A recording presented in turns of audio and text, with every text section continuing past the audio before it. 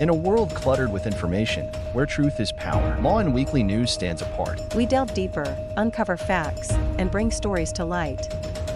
From political showdowns and economic triumphs to the pulse of the street and the heart of the community. We capture the moments that define us, stories that challenge, inspire, and transform. Tune in live Sundays 8 a.m. Central Standard Time and Sundays 6 p.m. Central Standard Time.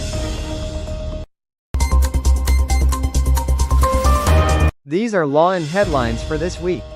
Texas House rolls out private school voucher proposal. New blood test for colon cancer to be offered at Austin clinics. San Antonio schools track heart rates with tech in PE classes. SC urges Palace lawmakers to submit 2025 budget proposals. F1 kicks off 2025 season in true Hollywood style.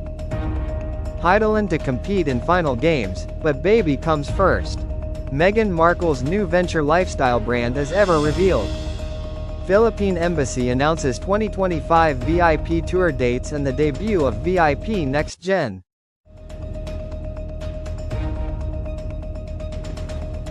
I am Nesca, and tonight we bring you the latest stories in the United States of America, especially in the state of Texas. So sit back, relax, and let Lawin Weekly News be your guide to the news that matters most.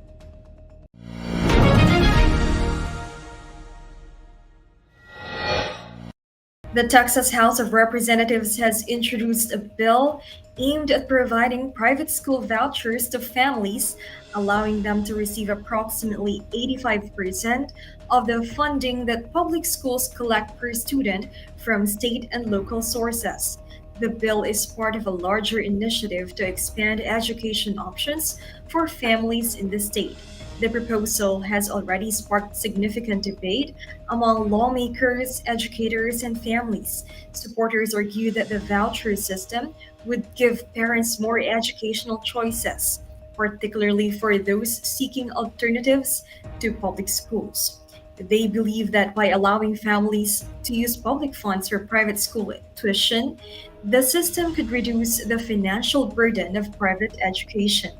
The concept of school vouchers is not new in the U.S., as several states have implemented similar programs. Proponents argue that such initiatives provide families with more control over their children's education and cater to individual needs. In Texas, the debate over school vouchers has been ongoing, with strong opinions on both sides.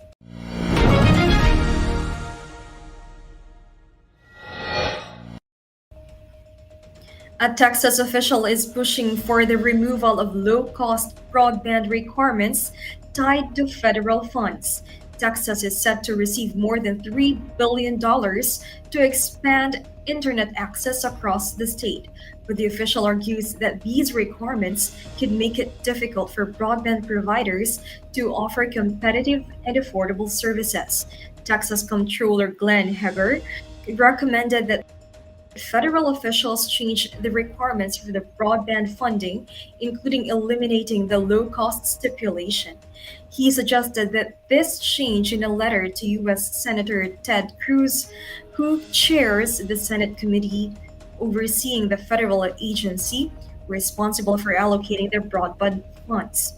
The official contends that removing these affordability stipulations would allow providers more flexibility in pricing and service options, potentially speeding up the expansion of internet services across Texas.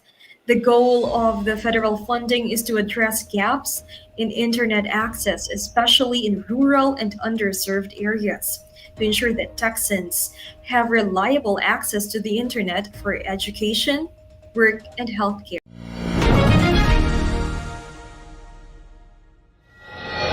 The Houston Housing Authority has reaffirmed its commitment to proceeding with a major affordable housing project in Independence Heights. The project involves the construction of a $24.3 million, 260-unit affordable housing complex designed to combat the pressures of gentrification and preserve the neighborhood's unique identity. Independence Heights is historically significant as the first municipality in Texas to be incorporated by African Americans. Since its annexation by the city of Houston, the community has faced challenges from rising land values and property taxes, threatening its distinct cultural identity. The new housing development aims to provide affordable housing options to help longtime residents remain in the neighborhood. Following community advocacy and resistance to the potential cancellation of the project, the Houston Housing Authority's decision was confirmed with a unanimous vote. The agreement with the development partner Columbia Residential LLC will remain intact. The affordable housing complex is designed to cater to the needs of current residents, offering subsidized units that align with the economic conditions of the area.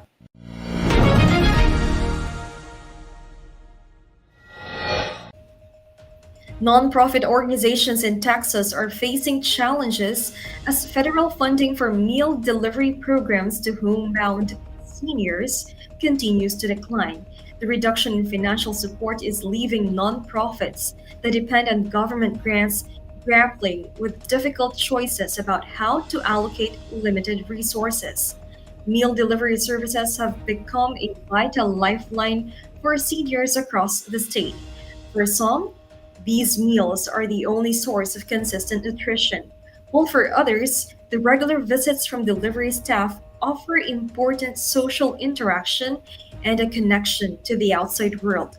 Volunteers and staff members often act as informal check ins on the well being of seniors, adding an extra layer of support.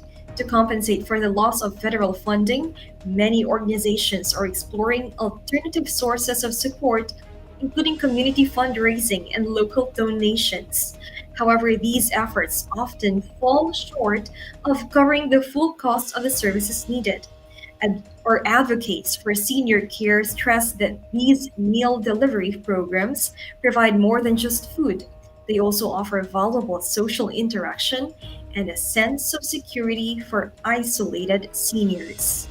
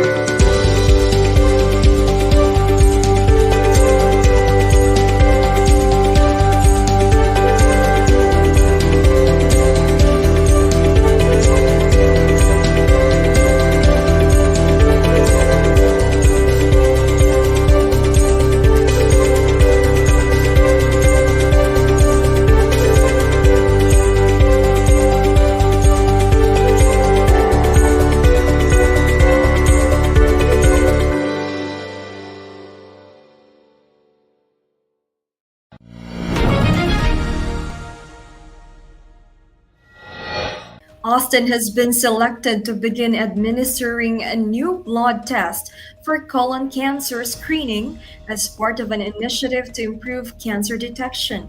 The city was chosen due to its established healthcare infrastructure and the responsiveness of its medical community to new technologies. The blood test, which requires a simple blood draw, detects biomarkers associated with colon cancer. This non invasive method offers an alternative to traditional screening procedures like colonoscopy, potentially increasing the number of individuals who undergo regular screenings.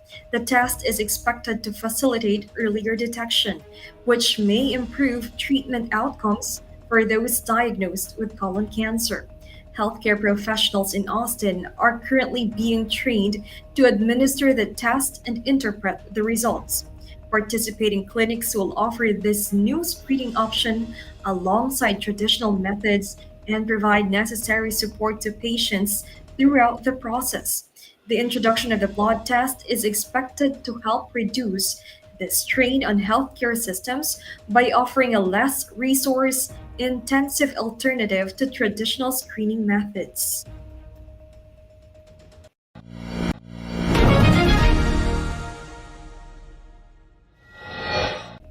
An Arctic blast descended upon North Texas this week, bringing historically cold temperatures that shattered an 86-year-old daily temperature record in Dallas. The cold front, which resulted from an Arctic air mass, caused temperatures to fall below zero, a rare event for the region. The National Weather Service confirmed that the previous temperature record, set in 1937, was surpassed. Meteorologists meticulously recorded the data, noting the significant deviation from typical winter temperatures for North Texas. Heating demands surged as residents sought warmth in their homes, and utility companies reported higher energy consumption due to the colder weather. Local authorities issued safety advisories urging residents to dress warmly, check on vulnerable individuals, and ensure pets were sheltered.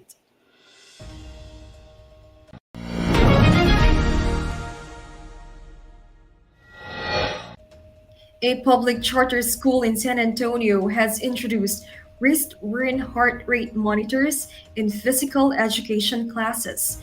The initiative is aimed at teaching students about heart health while allowing them to track their physical performance during class activities. In Idea Harvey Najim, the monitors provide real-time data on students' heart rates, enabling them to see how their cardiovascular system responds as they engage in physical activities. The teachers at the school report that students are more motivated to participate in gym classes as they can track their progress through the data provided by the heart rate monitors. Instructors also use the data from the monitors to adjust activities based on individual students' needs. This personalized approach allows teachers to offer more targeted instruction, helping students who need additional support or presenting more challenging tasks to those who excel. The heart rate data is also made available to parents, providing them with insights into their children's physical activity levels. Other educators and administrators are now exploring the possibility of adopting similar technology driven approaches in their own programs.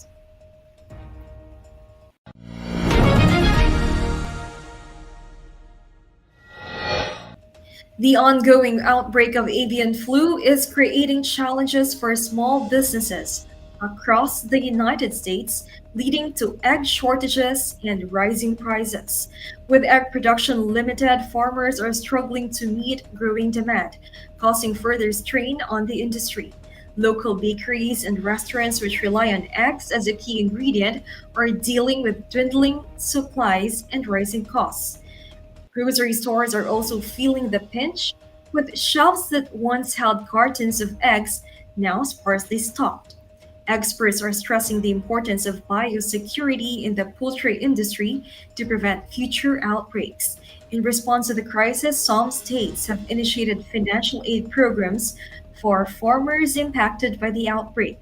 There is also a focus in research to develop vaccines and other solutions to combat the flu.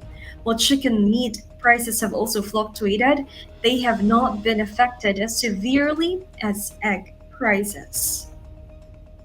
In a world filled with fleeting moments, there's beauty waiting to be captured. My name is Christian, and I specialize in immortalizing your most precious memories.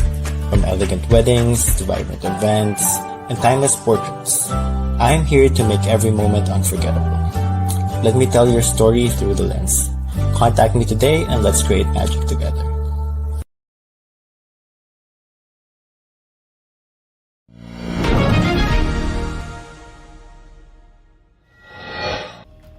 The U.S. Internal Revenue Service, or IRS, is set to lay off approximately 6,000 employees, about 6% of its workforce.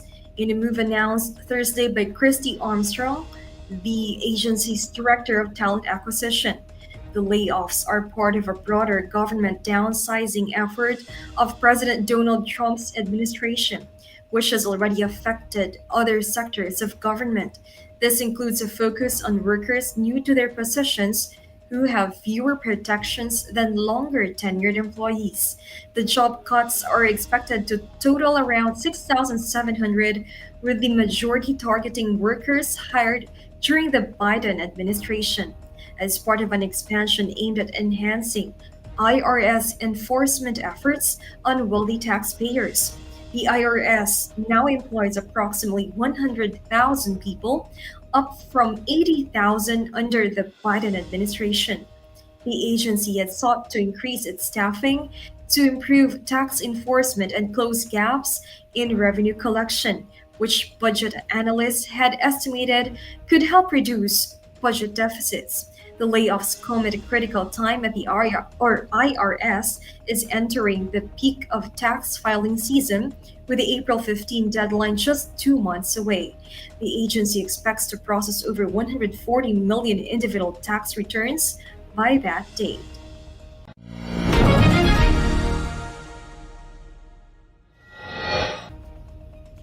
The Supreme Court of the Philippines has instructed the House of Representatives, the Senate, and Malacanang to submit the original copies of the 2025 General Appropriations Bill, or GAB, and the 2025 General Appropriations Enrolled Bill.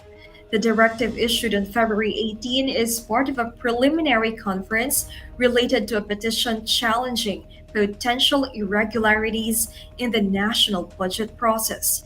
This order comes as part of ongoing legal proceedings that aim to reduce or review the formulation and approval of the national budget. The petition, which triggered the Supreme Court's involvement, raises concerns about the legality and fairness of the budgetary process. The original copies of the 2025 GAB and the 2025 General Appropriations Enrolled Bill are essential for understanding the allocation and distribution of funds for the upcoming fiscal year.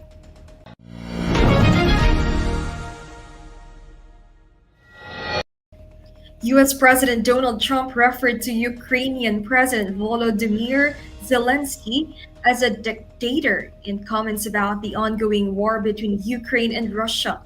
Trump's remarks, made on his Truth Social platform, questioned the democratic nature of Zelensky's leadership, suggesting that he rules without elections. Trump also urged Zelensky to act quickly for the future of Ukraine.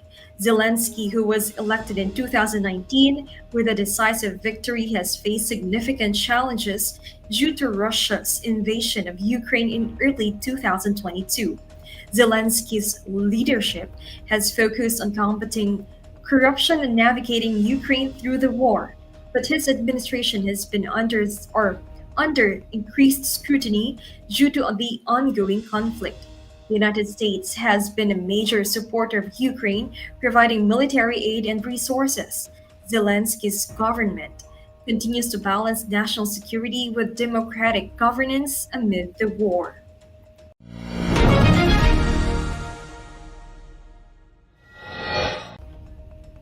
The Philippine Embassy and consulates in the United States are gearing up for an exciting cultural journey as they announce the return of their prestigious, very important Pinoy or VIP tour and the launch of a new experience, the VIP Next Gen, slated to take place from July 6 to 15, 2025. This annual tour is designed to offer Filipino Americans and other foreign nationals an immersive experience into the vibrant culture, hospitality, and stunning tourist destinations across the Philippines.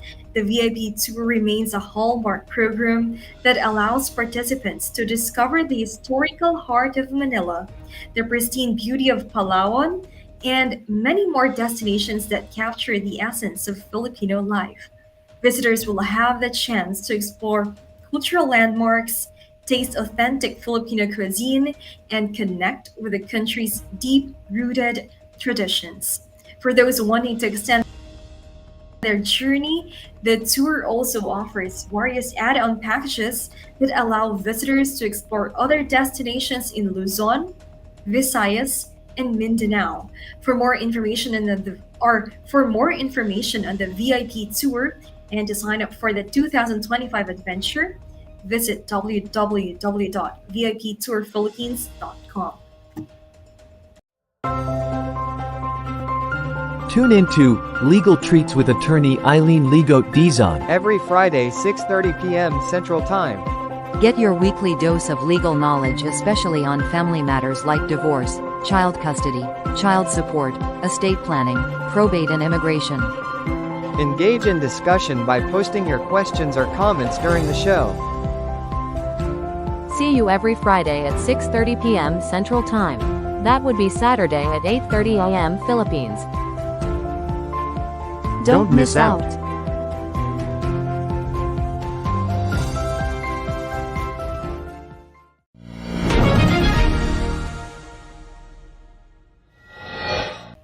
Formula One kicked off its 2025 season with a spectacular event in London designed to captivate both traditional fans and newcomers to the sport. A standout moment of the event was the appearance of seven-time world champion Lewis Hamilton, who made his first public appearance since his highly anticipated move to Ferrari. Wearing a Ferrari red tie, Hamilton's presence added extra excitement and marked the beginning of a new chapter in his illustrious career. His switch to the iconic Italian team is one of the key storylines for the upcoming season, as fans eagerly await how this new collaboration will affect the racing dynamic.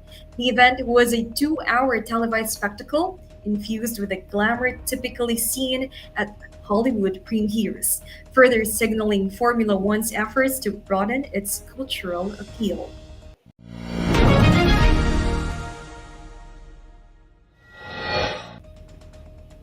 The Philippines' first Olympic gold medalist Heidelin Diaz Naranjo is focused on growing the popularity of weightlifting in the country, while also pursuing her Olympic dreams.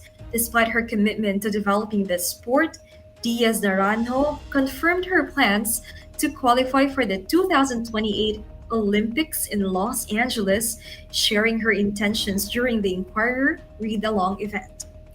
Diaz Naranjo made history at the 2020 Tokyo Olympics when she won the gold medal in weightlifting, an achievement that was celebrated nationwide. Her victory was a landmark moment for Philippine sports, and since then, she has used her platform to advocate for weightlifting and inspire young athletes. Although she has expressed a desire to start a family, Diaz Naranjo remains committed to her athletic career. She acknowledges that family is a priority, but continues to focus on her training and preparation for future competitions, including the 2028 Olympics.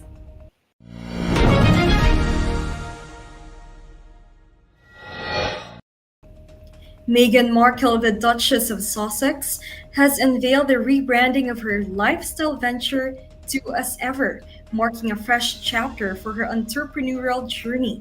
This announcement follows her return to social media with a new Instagram handle, reigniting public interest in her business.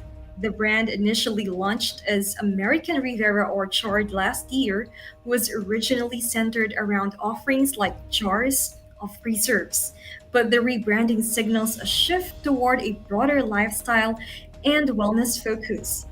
Markle shared her excitement about the new direction of the brand through an Instagram post, expressing her eagerness for followers to explore the products under the As Ever name.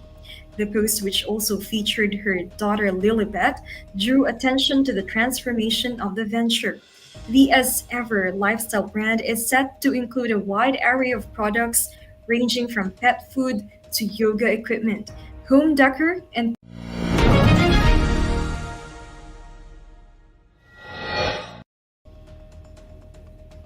Filipino boxing icon Manny Pacquiao has responded to public criticisms regarding the source of his and his wife Jinky's wealth. In recent statements, Pacquiao denied allegations suggesting that their fortune stems from illegal activities or corruption, emphasizing that their success is a result of years of hard work and perseverance.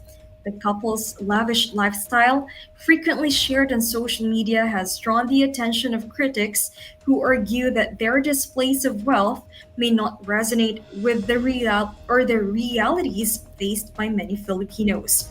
Despite the backlash, Pacquiao remained unfazed, reiterating that their wealth is legitimate and earned through honest means. Pacquiao clarified that neither he nor Jinky are troubled by the negative comments. He maintained that their financial achievements are based on diligence and not dishonesty. In addition to his boxing career, Pacquiao serves as a senator in the Philippines, which has drawn even more public interest in his personal affairs. This dual role further amplifies the attention on his financial matters, prompting him to publicly address the issue of.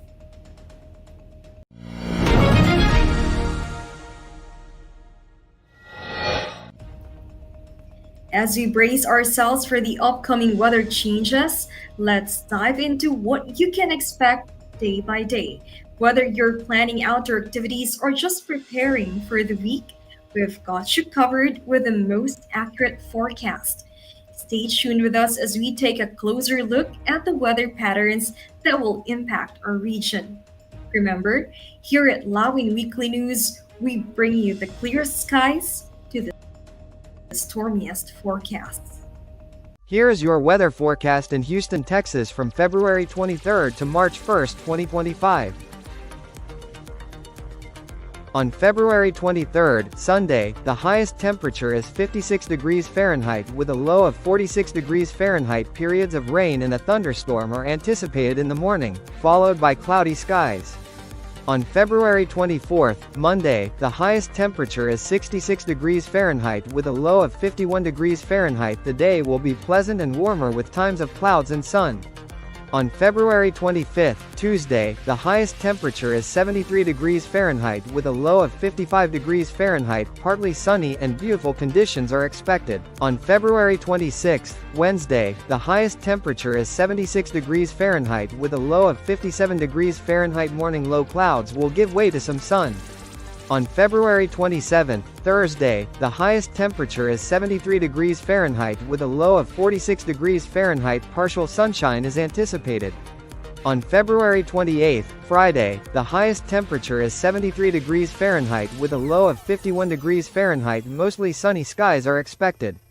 On March 1st, Saturday, the highest temperature is 76 degrees Fahrenheit with a low of 58 degrees Fahrenheit. Mostly sunny skies are expected. And this is Lawin Weekly weather forecast for Houston, Texas. So those were the latest stories in Texas. I'm Nesca Santina from Lawin Media Network. Have a great day. Lawin Weekly News. Tune in live Sundays 8 a.m. Central Standard Time and Sundays 6 p.m. Central Standard Time. Lawin Weekly News.